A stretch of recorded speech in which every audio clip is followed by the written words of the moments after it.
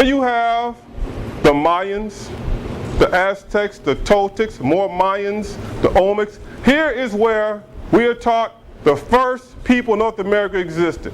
Up here you have the Washita proper. Do you think it's possible that the people here happen to meet the people up here? Yeah. It's possible, huh? Okay, next. Here you have, what's this right here? Where are we at right here? Washoe. That's the Washoe people, right? What's right there behind there? What's right here?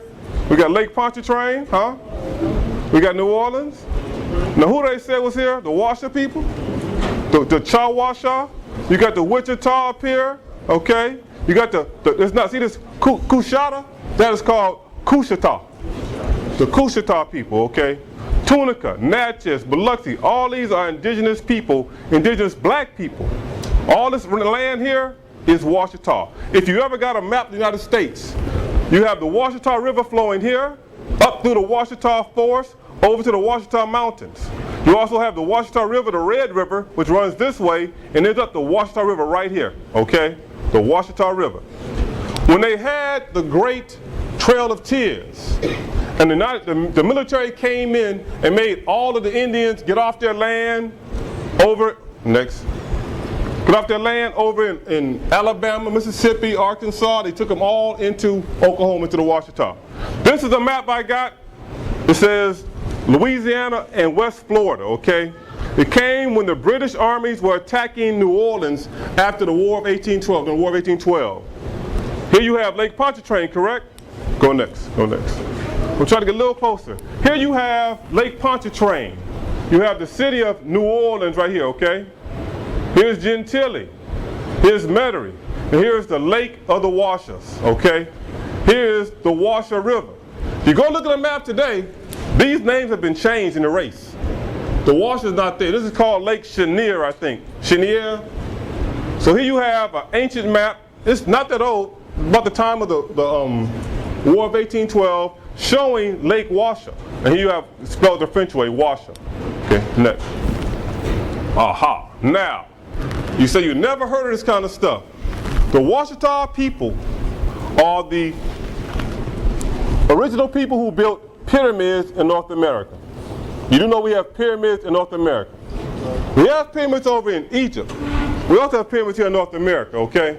Here you have an article I got from the Atlanta Journal-Constitution. This article came out in December 1995, December 23rd, 2 days before Christmas. So you can't say the information is not made available.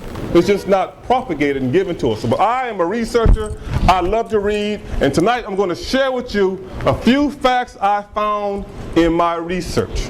All I can do tonight is give you a small table of content, point you along the way, and show you a few things that we have not been told.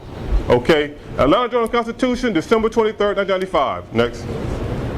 It says southeastern mounds, pyramids, okay? Next. Older than the pyramids. It's in the paper now. See Atlanta Journal-Constitution? Southeastern mounds older than the pyramids, okay? Next. What are they talking about? Huh? Next. Here you have the bottom of that article, a chronology of civilization. They start off here with 1400, about the time of Christopher Columbus. They go over here to agriculture, the first agriculture ever in America, when they start digging and planting. Here you have Rome, 753 BC. Here you have the pyramid, the work start on the Great Pyramid in Giza. That's 2575 BC. In the very end, you have evidence of permanent mound building civilizations in Louisiana, 3800 BC.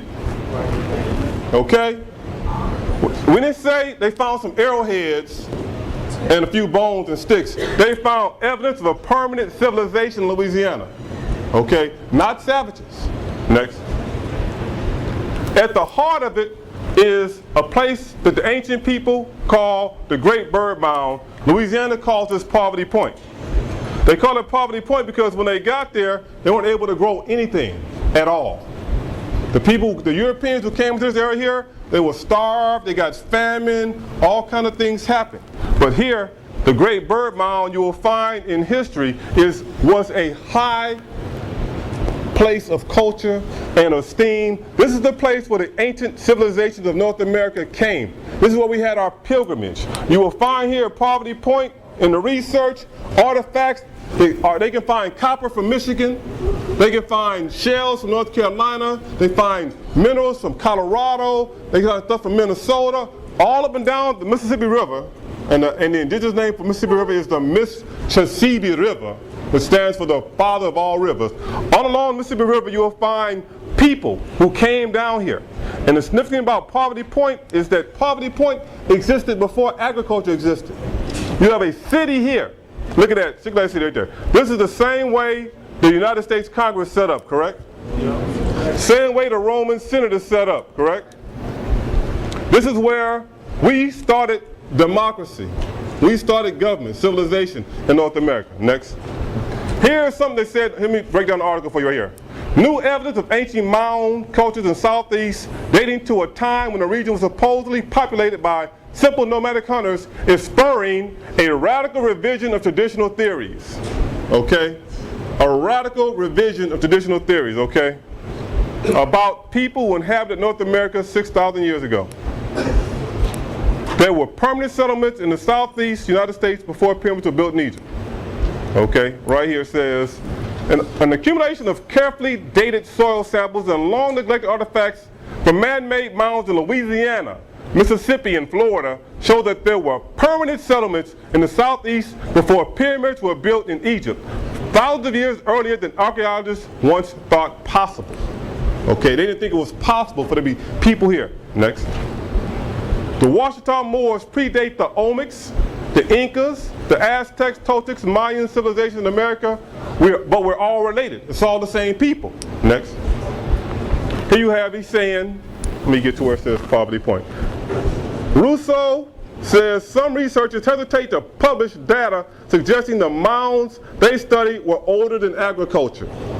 Faced with solid evidence that one mound complex of Poverty Point, Louisiana, complete with a 70-foot high bird-shaped mound and elaborate rows of concentric ridges dated to 1700 BC.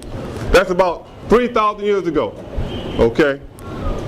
It goes on to talk about carbon dating, and it talks about the existence of people clearly capable of building, oh, here he is. Now the firm radiocarbon dates from a dozen ancient mound sites in 3 states, archaeologists say the Poverty Point complex, rather than being an anomaly, actually represents the climax of 2,000-year spat of mound building, and that predates the Mayan civilization in Central America. So now you have people in Louisiana 2,000 years older than the oldest people recorded in time. Okay. And here at the end he says, you can't find something unless you look for it, and until the last few years, we didn't know what to look for. He says some of these sites have been destroyed by developers over the years because no one recognized them for what they really were. And what were they? Archaeologists began to recognize the mounds for what they really are, the outline of the first permanent communities in North America. Okay? Next.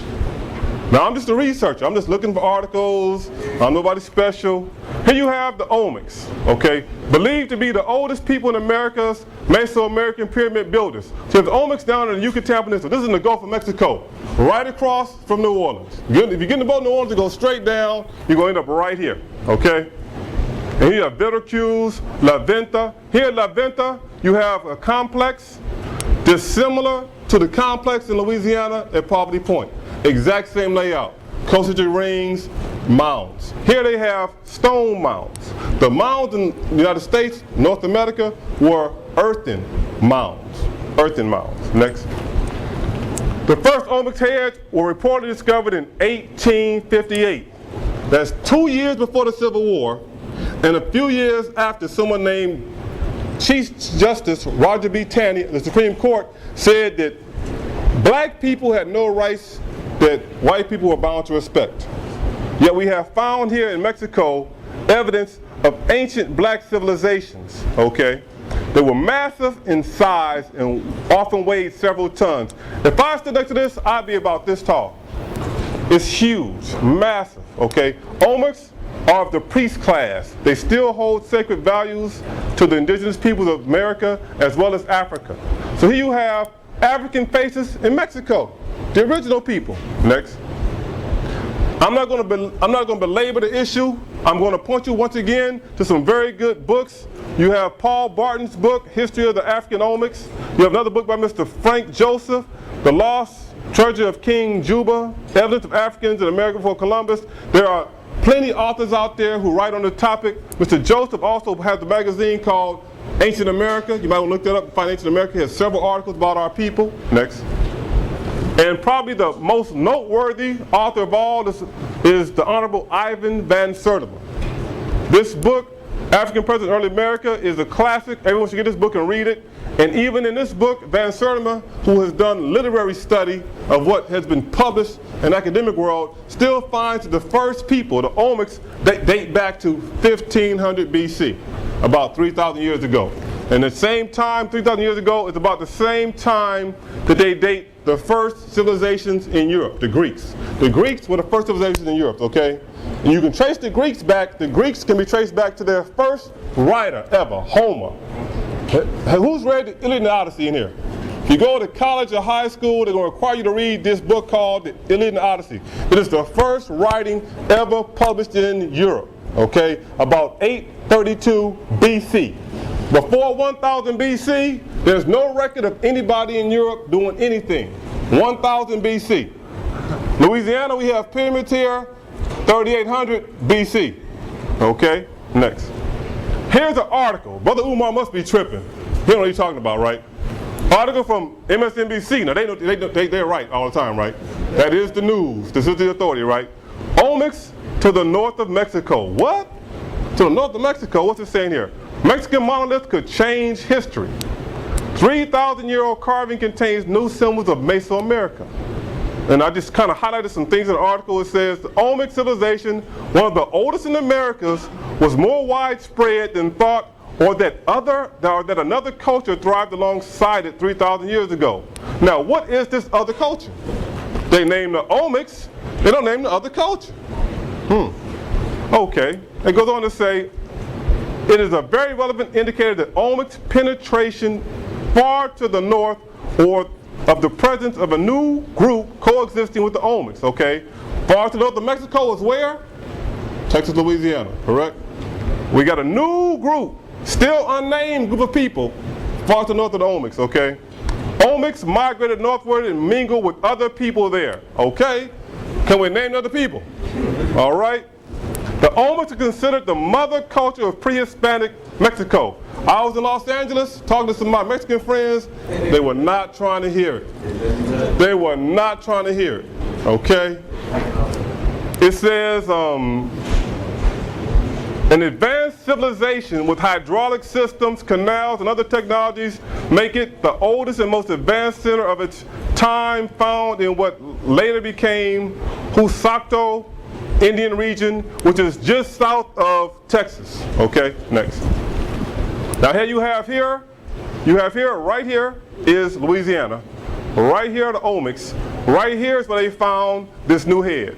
Okay, just south of Texas, just south of Mexico City. Next. Another article. Oh, go back one. Okay, come on. From the USA Today. Mexican archaeologists unearthed monolith showing early calendar, decapitated women. Okay. Mexico researchers say Thursday they were unearthed what may be one of the earliest calendars in Mesoamerica, a monolithic sculpture that suggests that women held important status roles in pre-Hispanic culture. That is significant in that the Washita is a matriarchal society. In the Washita, the women held high place of esteem.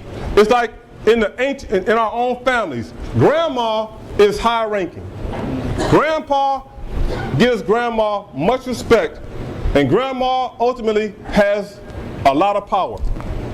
The ancient Washita and the ancient civilizations all over the world had women in high places of respect and honor. The women made the rules, the women maintained the family, the men maintained society. Men interacted outside the household. Women interacted within the household. If someone strange came, the man wouldn't deal with the stranger from outside, external. How about foreign affairs? The men dealt with the foreign affairs, the women dealt with domestic affairs, okay? Women ran their household, okay? Still today, men with their women run the household, correct? Keep the clean, they reduced it down to keep no dishes washed and the clothes thing. But in ancient times, in the Washita, the women held the power of the land. They held positions of power. Here it says, what they found was a giant calendar. It was carved between sometime around 700 BC. Possibly predating early Mayan calendars by hundreds of years, okay? So now they found something at this ancient site of the Washita, of ancient people, that predates the Mayan calendars. As we know, Mayan calendars are thought to be some of the oldest calendars in the planet, okay? The Mayan calendar right now is really in the news because people are looking at the fact that the Mayan calendar predict this awesome occurrence in the year 2012, okay? All around the planet, people are preparing for this great event to occur in the year 2012, okay? They know not what it's going to be. They don't care. I personally got first-hand knowledge from Her Highness the Empress of the Washita, and I will share that with you momentarily. But here you have evidence once again from USA Today. It says this would be the first depiction of a calendar or calendar elements in such an early time period. Weighed about 20 tons, was found March 2005 by construction workers at Tantuk ruins in San Luis Potosi State near Mexico's northern Gulf Coast. The northern Gulf Coast of Mexico, very close to Louisiana. Next. It says, the theory has not yet been proven or published in scientific journals, though Mayan calendar calculations reach far back in time. The physical calendars themselves are not nearly as old. This is significant. It's saying that the calculations of the calendars are older than the physical calendars themselves. We know that amongst our people in Africa, the oldest calendars in the world is the stellar calendar. We today use the Gregorian calendar. What that is, that's 12 months, some 30 days, and Black History Month is what? 28 days, okay? Some months are 30 days, some years it changes. That calendar came about from the Romans. Caesar went in, and Julius Caesar took a month, called it July, and messed all the numbers up, huh? Augustus came behind him, took a month, messed all the numbers up. So now you go through the calendar, you look at October. We know Octo means 8. But that's the 10th month, huh? Because 2 Caesars added their own months in there. November, that's 9. December, that's 10. Okay? So our calendar we're using today is whack. Okay? It's whack. But it's okay. Understand the oldest calendar in the world, one of the first calendars we used was called the solar calendar. Egyptian calendar dating back almost 4,000 years old, okay? The solar calendar was a calendar that had 365 days and a quarter days, 365 and a quarter days, just like our calendar does today, but it only had 13 months in it. It had 12 months of 30 days and 1 month of 5 days. That 5 days has been kind of mimicked today in the United States by African-American people by celebrating Kwanzaa. The last week of the year, we celebrate Kwanzaa, celebrate our family values and principles, okay? So you have a calendar here. It says the lunar calendar has frequently been associated with female figures. Once again, highlighting the fact that in the ancient civilizations, it was a matriarchal society where women held high positions and high places, okay? And it suggests that women played very important roles, not only as priestess, but politically as well, which shows, once again, a tie to the Washita people. We are ruled by an empress. We have women playing very important roles, not as priestesses, but politically as well. Next. Here's an article from a magazine called Ancient America. New evidence of ancient Afro-Americans. Ooh. Okay. I actually met the gentleman who found these artifacts. In this cave in Illinois, things were found. So artifacts, judging from their internal evidence, range in age from roughly 2,200 to 1,800 years, depict men and women from various parts of the ancient world. Here's the part we need to get to right here. Among the most beautifully and skillfully executed of all the Burroughs Cave stones are many depicting distinctly West African persons, identifiable even down to the sacrification lines accurately shown in their faces.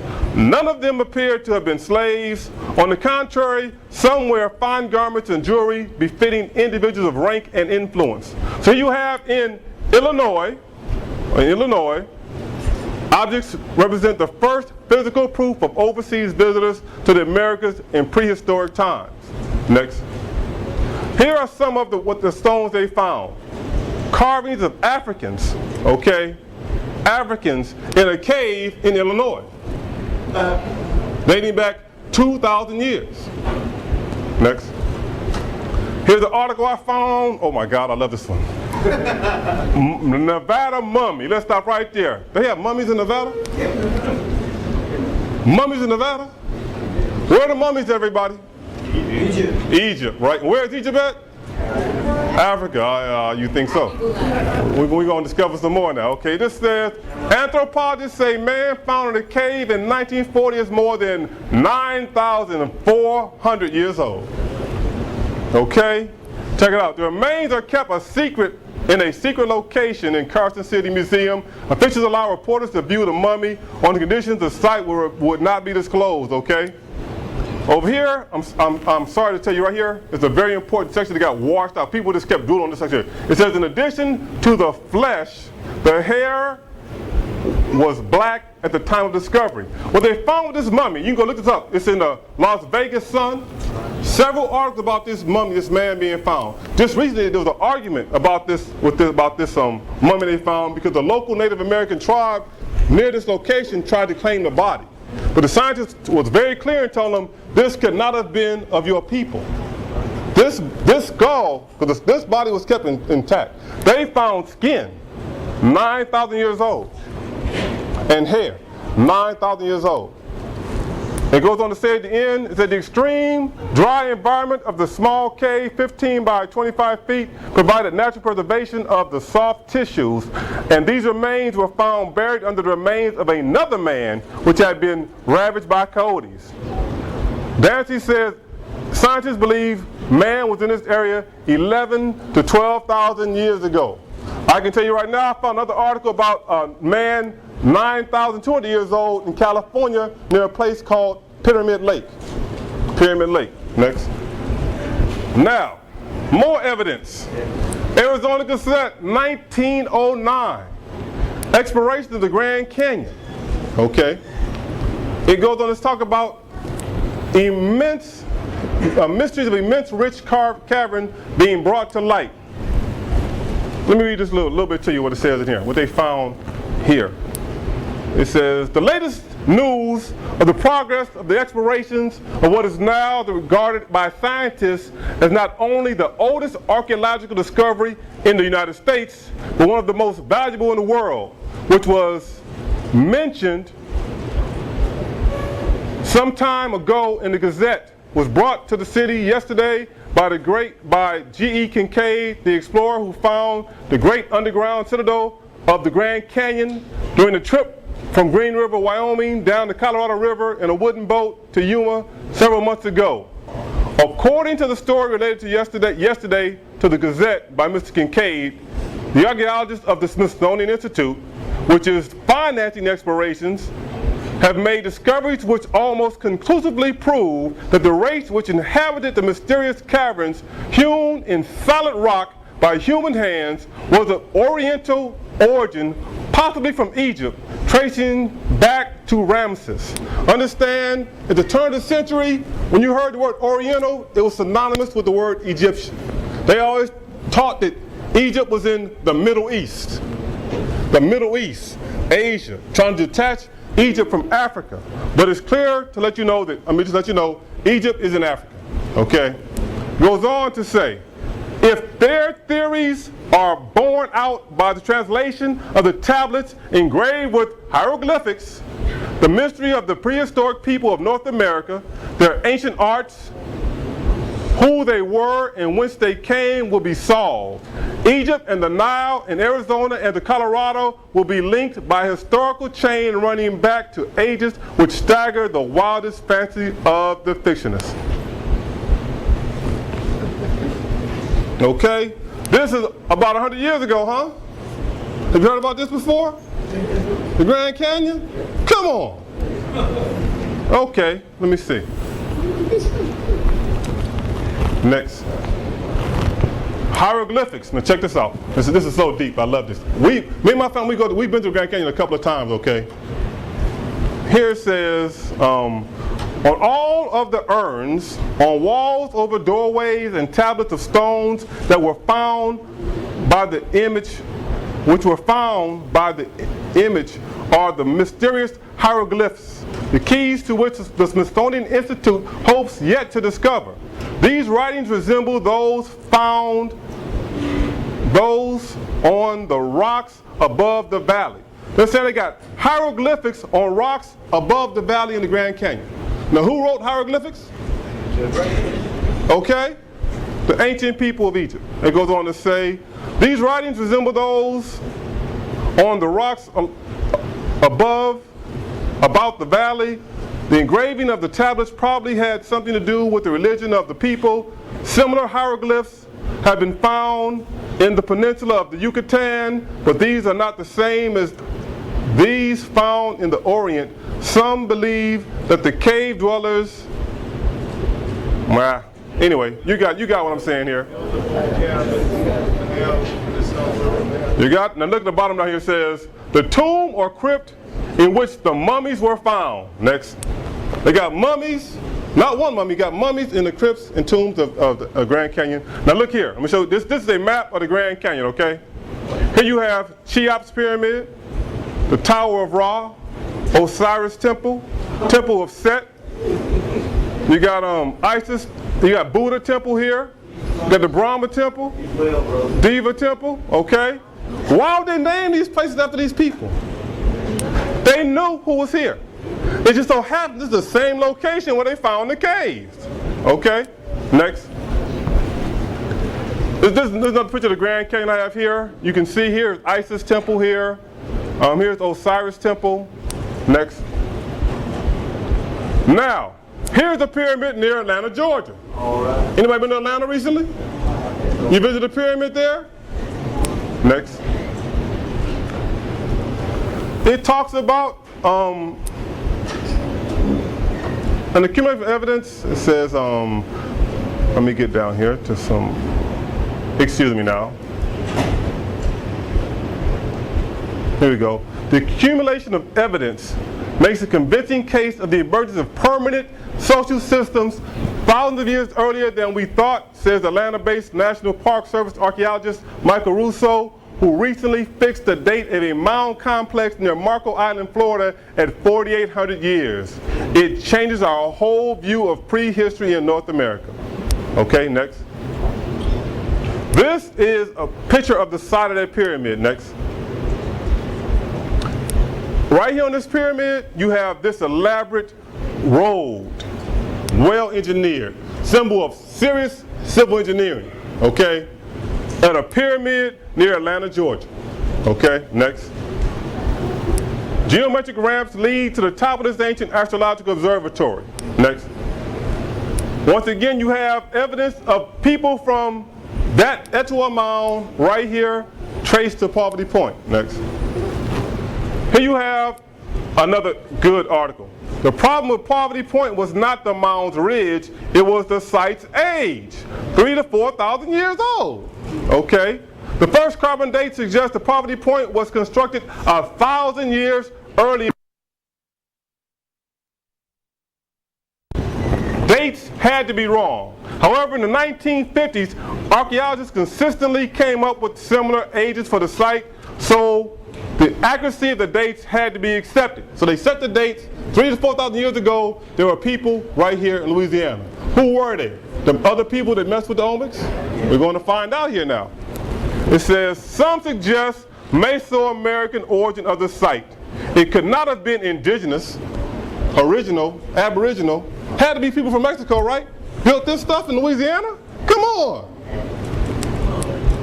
Eventually, its southeast origins were accepted, but it always remains an exception, a failed social experiment. Often in science, one exception is not enough to change widely accepted theories, okay?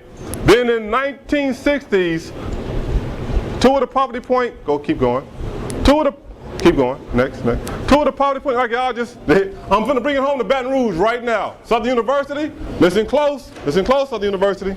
It says, two poverty point archaeologists, Dr. James Ford, Dr. Bill Haig, conducted emergency excavations of Mount Sanyo mounds near Baton Rouge.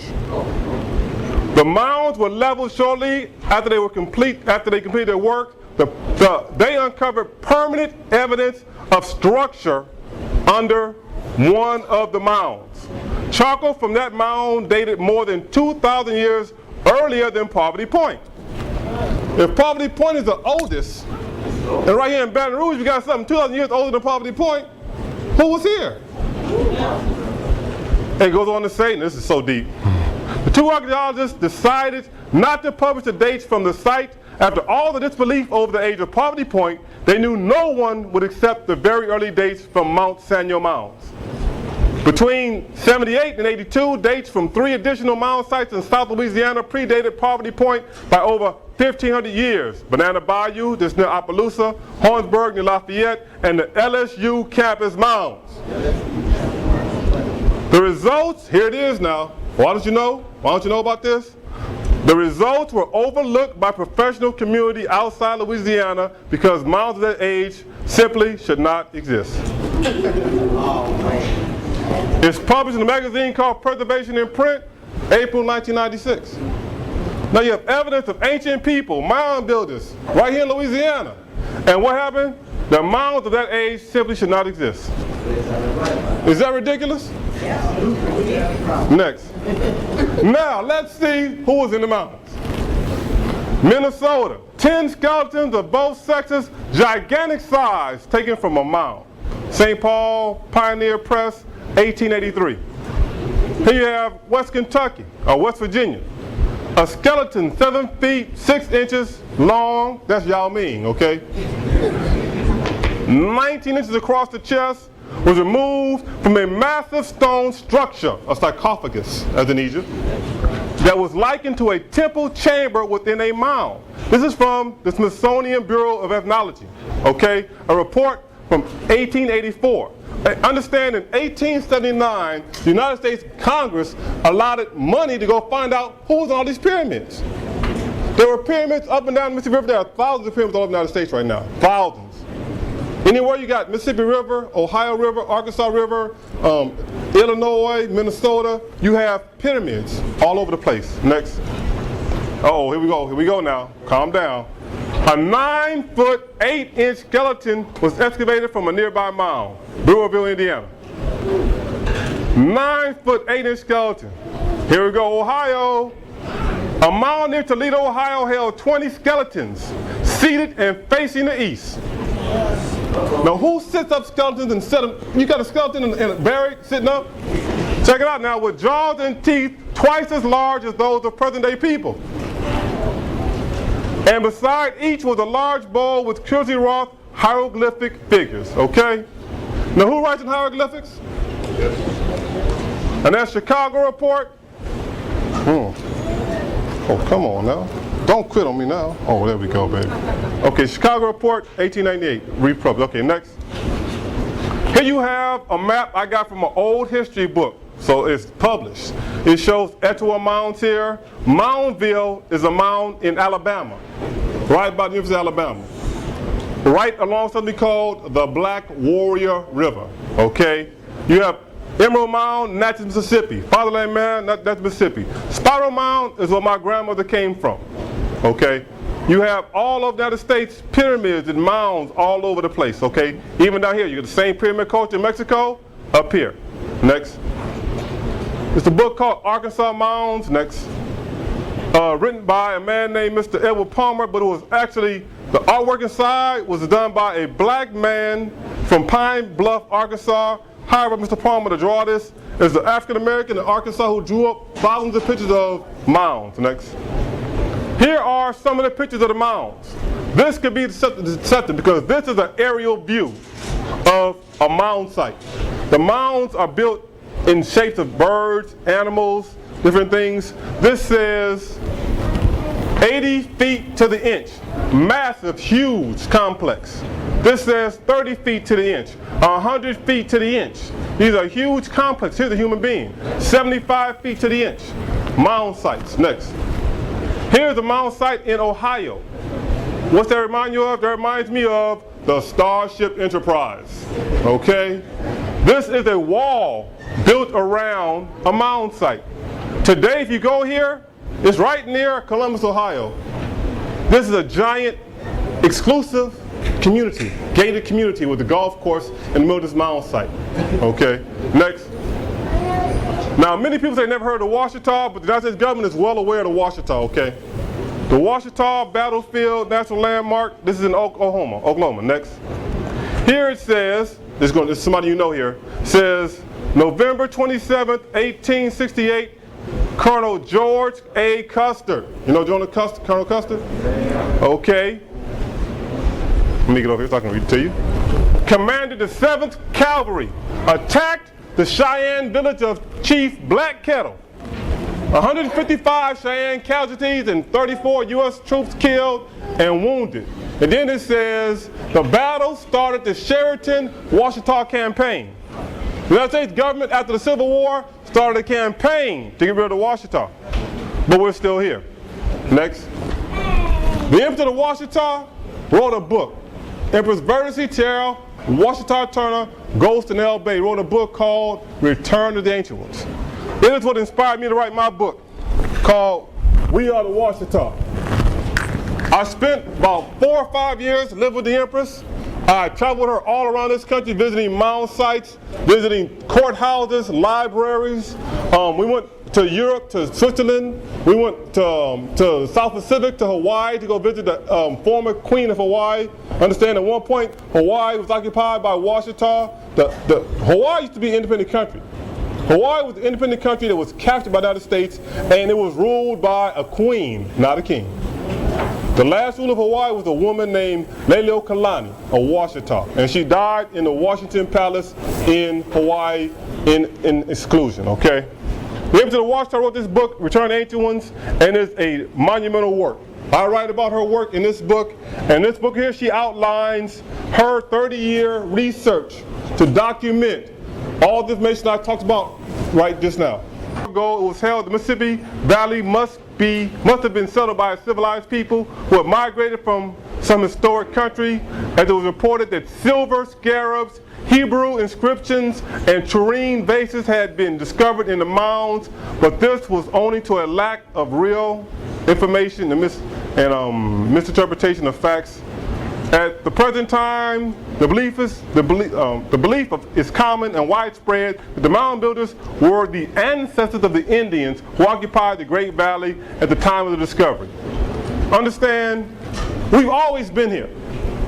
I'm on here to once again point you out there to let you know we've always been here. Our history is far, far, far greater and far deeper than that of some slaves. Okay? The Native American Indians are our brothers and sisters. They evolved from the empire. Indians come from India. Germans come from Germany. We are the Ouachita. We come from right here in the Ouachita.